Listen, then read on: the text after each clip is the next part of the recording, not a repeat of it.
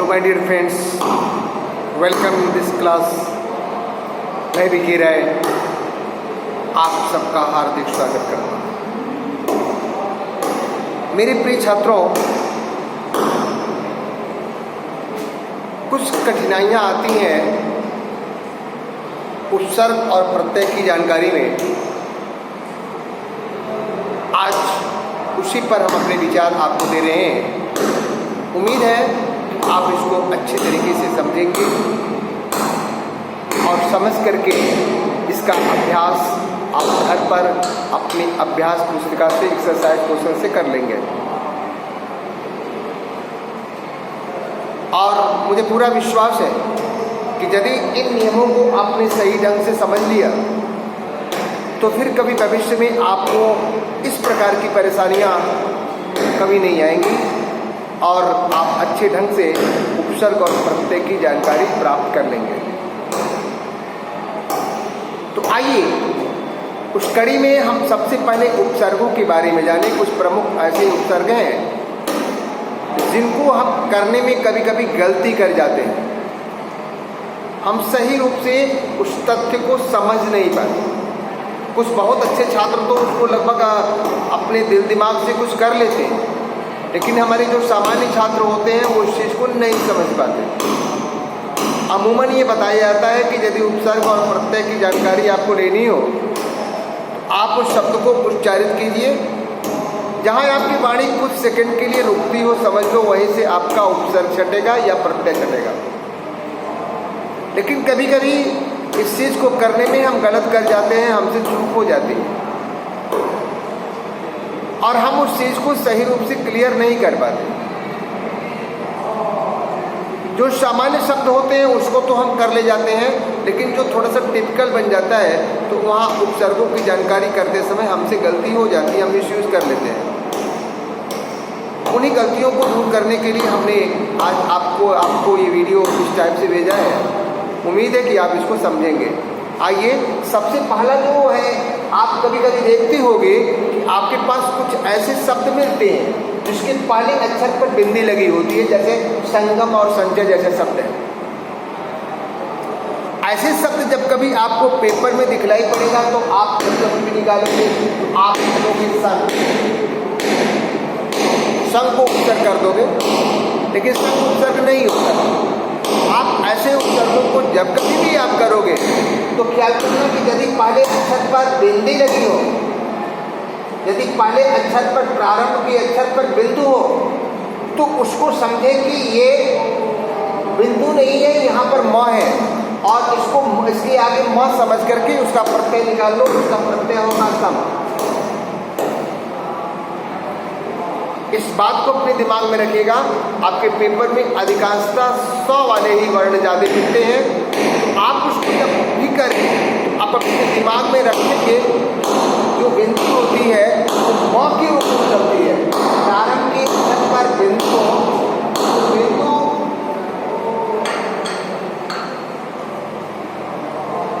म बन जाती है। इस बात को अपने दिमाग में रखिएगा। जैसे संगम में कोई आपसे पूछे कि संगम में कौन सा उपसर्ग होगा, तुरंत आप बोलिए कि सम उपसर्ग है। यदि संचय है तो स पर बिंदी आई है, तुरंत जो ही बिंदी आपने देखा तो ही बोल दीजिए कि सम उपसर्ग है।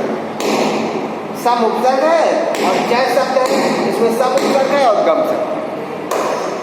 तो पहला नियम आपके पास ये रहा कि यदि किसी अक्षर पर बिंदी लगी हो तो उस बिंदी को हम म के रूप में समझ करके आगे के अक्षर पर म जोड़ते हुए हम अपने अपने उपसर्ग की जानकारी ले लेंगे।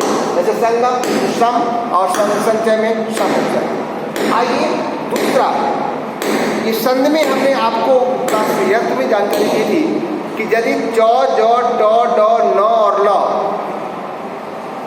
च ज ट ड न और ल ये आधा और पूरा अक्षर एक साथ हो तो यदि ऐसे कोई वर्ण आपके पेपर में आ जाए और उस समय यदि आपसे पूछा जाए उपसर्ग तो आप में से अधिकांशतः लोग वहाँ पर गलती कर जाओगे। आप नहीं समझ पाओगे, आप नहीं कर पाते हो, गलती कर जाते हो। तो आज से ये गलती नहीं होनी चाहिए। यदि ये ज ज ट ड न ल आधा और पूरा अक्षर एक साथ आपको कभी भी दिखलाई पड़े तो आप आप ये जान लो कि जो आधा अक्षर है उसको त के रूप में चेंज कर दो, आपको अपना उपसर्ग मिल जाएगा। जैसे उच्चारण शब्द आ गया पेपर में, अब यहाँ पर आप फंस जाओगे। और लेकिन यदि आपको नियम की जानकारी है तो आपसे गलती नहीं हो पाएगी। उच्चारण में देखो आधा च और पूरा च एक साथ आया हुआ है। आधा और पूरा अक्षर जो ही आपने एक साथ देखा त्यों ही आपको आपका नियम याद आ जाएगा। आपके दिमाग की रील तुरंत घूम जाएगी कि अरे च ज ट ड न और ल, यदि आधा और पूरा अक्षर एक साथ आएंगे तो इस आधा अक्षर को हम त कर लेंगे और अपना उपसर्ग जान लेंगे। इसका मतलब उच्चारण शब्द यदि हमारे पेपर में आया है तो इसका उपसर्ग उत होगा। ऐसे ही यदि आपके पेपर में सज्जन शब्द आ जाए तो सज्जन में आधा ज और पूरा ज एक साथ आया हुआ है, आप तुरंत जान लो कि इसका उपसर्ग सत होगा। आपके पेपर में उल्लेख शब्द आ गया, आधा ल और पूरा ल एक साथ आया हुआ है, आप तुरंत जान लो कि इसका उपसर्ग उत होगा। आपके पेपर में तट्टिका शब्द आया है, आधा ट और पूरा ट एक साथ आया हुआ है, इसका उपसर्ग उत होगा। तो मेरे प्रिय छात्रों, यदि च ज ट ड न और ल यदि एक साथ दिखलाई पड़े तो आप उसको हमेशा ही उस आधी अक्षर को त के रूप में चेंज कर लो और तुरंत समझ लो कि मेरा उपसर्ग मुझे मिल गया। हाँ, ख्याल करना कि उज्ज्वल शब्द जब आप लिखते हो तो आपसे बहुत ज़्यादा गलतियाँ हो जाती हैं। बड़े बड़े लोग गलती कर लेते हैं उज्ज्वल शब्द को लिखने में। उज्ज्वल की जो दोनों ज होते हैं, दोनों ज अर्धवर्ण होते हैं, आधा अक्षर होते हैं। तो जब उसका आप उपसर्ग और मूल शब्द बनाइएगा तो एक ज को तो पहले वाले ज को तो आपने तो बना लिया आधा, उत हुआ, लेकिन उत के बाद जो अक्षर बच रहा है आधा ज व ल, वही आधा ज व ल आपकी कॉपी पर उतरेगा। कभी भी आधा ज को पूरा ज करने का प्रयास मत कीजिएगा। ये ख्याल करें कि यह एक अपवाद स्वरूप है। मैंने आपसे कहा कि आधा अक्षर और पूरा अक्षर एक साथ हो, कभी कभी दोनों अक्षर आधे मिल सकते हैं, जैसे उज्ज्वल के एग्जाम्पल में आपने जाना। तो मेरे प्रिय छात्रों, फिर से एक बार जान लो कि यदि च ज ट ड न और ल ये अक्षर एक साथ कभी आपको दिखलाई पड़े, आधा पहला आधा दूसरा पूरा, पहला आधा होगा दूसरा पूरा होगा, ऐसे वर्ण यदि कहीं भी ऐसे शब्द कहीं आपको दिखलाई पड़े तो पहले वाले जो आधे वाला वर्ण है उसको आधा त के रूप में समझ करके आप उसके उपसर्ग की जानकारी ले सकते हो। हाँ, ये ख्याल कर रहे हैं हमेशा उसको हलंत के रूप में लिखना त को, अर्थात वो व्यंजन संधि का एक तरीके से एग्जाम्पल होता है। और व्यंजन संधि में जब भी हम संधि विच्छेद करते हैं व्यंजन संधि का, तो हमें सबसे पहले अपने दिमाग में रखना चाहिए कि धन के पहले का जो वर्ण होता है वो निश्चित रूप से हलंत होता है। यदि हम पेपर में हलंत नहीं देते हैं तो वो गलत माना जाएगा। वो कभी भी आपका न सही उपसर्ग होगा और न कहीं सही आपकी व्यंजन संधि का वो एग्जाम्पल होगा। इसलिए आप हमेशा ख्याल करोगे कि जब आधे अक्षर को आप उपसर्ग के रूप में करोगे तो त को हलंत करके निश्चित रूप से लिखना। ऐसे ही इसमें भी जो म लिखिएगा उस म को हलंत के रूप में लिखिएगा। देखिए मैंने आपको लिखा है कि सम उपसर्ग म हलंत है। तो निश्चित रूप से जो ये चीज़ें मैं दे रहा हूँ उसमें अपने दिमाग में एक बात ज़रूर रखिएगा कि जो भी अक्षर आप लिखोगे म या त वो निश्चित रूप से हलंत होना चाहिए। अब आइए नियम नंबर 3। यदि आपके पेपर में द हलंत सद जैसा कोई शब्द आ जाए या सदा जैसा शब्द आ जाए, सदा में भी द है, सद में भी द हलंत है, अर्थात द हलंत और सदा शब्द यदि आपको मिले तो हमेशा जान लीजिएगा कि ये द नहीं है, उपसर्ग के रूप में ये त है। और चाहे वो हाफ द हो चाहे वो पूरा द हो, जब भी उसको आप लिखेंगे तो हमेशा ही उसको त हलंत करके लिखेंगे।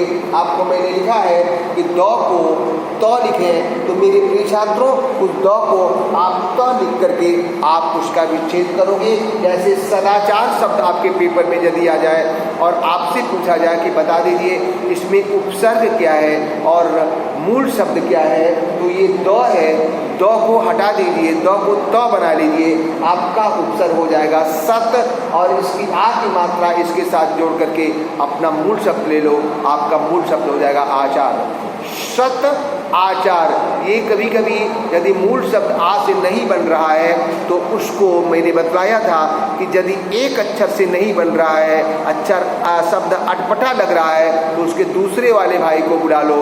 यदि आचार शब्द आपको नहीं अच्छा लग रहा हो तो आचार समझो, लेकिन यहाँ पर ये आचार नहीं है, ये आचार है। सच्चा व्यवहार को हम बोलते हैं सदाचार, इसलिए सत उपसर्ग है, आचार आपका मूल शब्द है। द हमेशा ही त हलंत के रूप में लिखा जाएगा। अब देखो आपके पेपर में जैसे आपके उद्भव आ गया, उद्भव में आपने द को हलंत देखा, तुरंत ये जान लीजिए कि जब हम उपसर्ग इसका बनाएंगे तो वो द हलंत त के रूप में चेंज हो जाएगा और आपका उपसर्ग हो जाएगा उत। तो मेरे प्रिय छात्रों, हमने 3 उपसर्ग की जानकारियां आपको दी हैं। मुझे उम्मीद है कि इन उपसर्गों को आप अच्छी तरीके से अपने दिमाग में सेट कर चुके होंगे। फिर से जान लीजिए कि यदि पहले अक्षर पर आपको बिंदी दिखलाई पड़े तो उस बिंदी को प्रत्यय ये उपसर्ग बनाते समय म समझें और उस म को हलंत के साथ लिखें और पहले वाले वर्ण के साथ उस म को जोड़ लें। जैसे संगम तो सम, और दूसरा च ज ट ड न ल, ये यदि आधा पूरा एक साथ आएंगे तो उसको भी आप तो हलंत के रूप में समझिएगा। और अर्थात ये जो 3 नियम मैंने आपको बतलाया, इन तीनों नियमों में जब भी आप उपसर्ग बनाओगे, जब भी व्यंजन संधि के रूप में इसको चेंज करोगे, आप हमेशा ही उसको हलंत के रूप में लिखना, इस बात को कभी मत भूलना। यदि हलंत के रूप में आप नहीं लिख रहे हो तो आपका दिया गया आंसर गलत माना जाएगा। अब आइए कुछ प्रत्यय की जानकारी लें। एक ऐसा प्रत्यय आपके पेपर में आता है जहां बहुधा बच्चे फंस जाते हैं और उस प्रत्यय का नाम है इक प्रत्यय। इक प्रत्यय के जो शब्द होते हैं वो आपके लिए थोड़ा सा बड़े टिपिकल होते हैं, वहाँ आप सही रूप से शब्द का चयन नहीं कर पाते हो। तो ख्याल करना, एक प्रत्यय की जानकारी तो आपको हो जाती है, लेकिन उसके मूल शब्द को लिखने में आपसे गलतियां हो जाती हैं। कृपया आज के बाद उन गलतियों को सुधारने का प्रयास करें। इस नियम को अपने दिमाग में अच्छी तरीके से केंद्रित कर लें, आपसे कभी भी गलती नहीं हो पाएगी। ख्याल करेंगे, यदि इक प्रत्यय आपके पेपर में आया हुआ है और उस शब्द में जो भी शब्द है उस शब्द का पहला अक्षर आ की मात्रा के साथ है तो उसका मूल शब्द जानते समय या तो उसको वह आ की मात्रा रह जाएगी, यदि आ की मात्रा यदि उस पर मात्रा नहीं है तो वो आ की मात्रा नहीं रहेगी और भी हो सकती है। कभी कभी आ की मात्रा गायब हो जाती है। जैसे साहित्यिक शब्द आपके पेपर में आ गया, साहित्यिक में से एक प्रत्यय को निकाल गया, आपके पास साहित्य अपने आप बच गया, आप क्लियर हो। लेकिन यदि आपके पेपर में आर्थिक शब्द आ गया, इसमें भी आ की मात्रा आई हुई है, लेकिन जब मूल शब्द बनाओगे तो वो आर्थ शब्द नहीं होगा, वो अर्थ शब्द होगा। ख्याल कीजिएगा, इस बात को अपने दिमाग में रखिएगा कि जब भी कोई मूल शब्द ऐसा आपको दिखलाई पड़े, जब भी कोई शब्द ऐसा दिखलाई पड़े जिसके पहले वर्ण पर आ की मात्रा आई हो और उसके मूल शब्द की जानकारी कोई प्राप्त करना चाहा हो और यदि उसमें एक प्रत्यय ही लगा हो तो ऐसे शब्द को बनाते समय आप उसको अ या आ के रूप में चेंज करेंगे। अ या आ के रूप में यदि शब्द अ से बन रहा है तो शब्द को अ से बनाइएगा, यदि शब्द अ से नहीं बन रहा है तो उस शब्द को आ से बनाइएगा। जैसे साहित्यिक में तो साहित्य सही रह जाएगा, लेकिन आर्थिक का आ की मात्रा हट जाएगी, केवल अर्थ मूल शब्द हो जाएगा। आपके पेपर में धार्मिक आ गया तो धार्मिक का मूल शब्द धर्म नहीं होगा, धर्म होगा। सामाजिक शब्द आपके पेपर में आया हुआ है, सामाजिक की आ की मात्रा विलुप्त हो जाएगी और मूल शब्द आपको समाज मिल जाएगा। इस बात को दिमाग में रखिएगा। और इसी चीज को यदि आपके पेपर में यदि अर्थ प्लस इक दे रहा है और उसको जोड़ने को कह रहा है, तो कभी भी आर्थिक मत कीजिएगा, और आ भी बन सकता है, आप उसको आर्थिक कीजिएगा। ख्याल करेंगे, इक प्रत्यय में यदि अ या आ आप जोड़ रहे हो या शब्द को बनाना है तो वो उसका पहला वर्ण अ ही होगा या आ होगा। अब आइए, यदि आपके पेपर में ए की मात्रा का कोई वर्ण दिखलाई पड़ जाए तब आप क्या करोगे? यदि ए की मात्रा आई हुई है तो तुरंत अपने दिमाग में जान लो कि इसका जब हम प्रत्यय मूल शब्द निकालेंगे, इक प्रत्यय के साथ यदि ए की मात्रा आई हुई है तो इसके मूल शब्द की जानकारी जब हमको लेनी है तो दिमाग में तुरंत रखेंगे कि ये ए की मात्रा यहाँ पर नहीं रह जाएगी, या ए की मात्रा या तो ये ई है या तो ये ए है। आप अपने दिमाग से उस शब्द को चयनित कीजिए, कौन सा विकल्प हमारा सही होगा। यदि नैतिक में नेति शब्द हम बना रहे हैं, नैति शब्द कभी नहीं होगा, हमेशा अपने दिमाग में रखिएगा कि जो नैत बच रहा है वो नैत आपका मूल शब्द कभी नहीं होगा, क्योंकि ए की मात्रा आई हुई है और ए की मात्रा ई या ए के रूप में चेंज होती है। तो नैतिक में यदि नौ पर ई की मात्रा ले रहे हैं तो हमारे पास शब्द बन रहा है नीति, और हम निश्चित हो जाएंगे कि हमारा शब्द नीति ही होगा। लेकिन आपके पेपर में सैनिक शब्द आ जाए, सैनिक में भी ए की मात्रा आई हुई है, इक प्रत्यय लगा हुआ है, यहाँ उसको यदि चेंज करना हो तो 100 पर ई की मात्रा यदि आप लगा रहे हो तो आप सोचोगे आपके पास सीन शब्द बनेगा जो गलत है।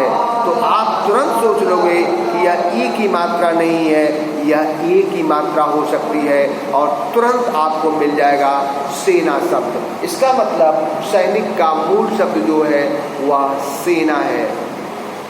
अब आइए, आपके पास तीसरा विकल्प आ सकता है, यदि इक के साथ औ शब्द भी देखने को मिलता है।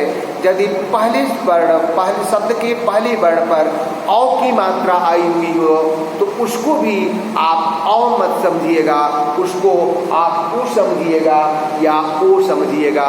जिससे भी आपका वर्ण, जिससे भी आपका शब्द सही बन रहा हो, आप उसी शब्द को बनाइएगा।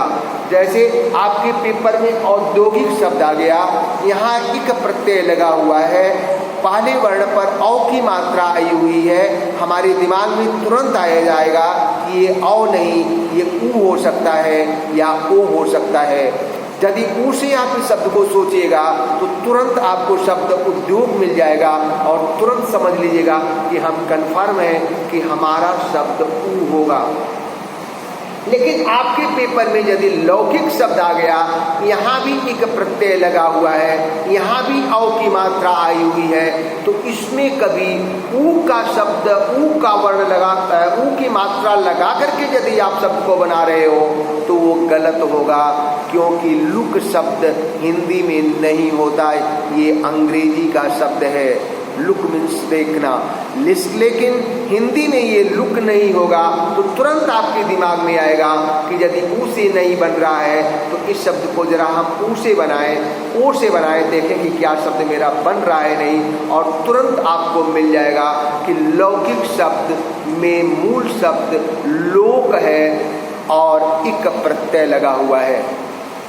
तो हमारे प्रिय छात्रों, हमने आपको 3 उपसर्ग और 3 प्रत्ययों की जानकारी दी है।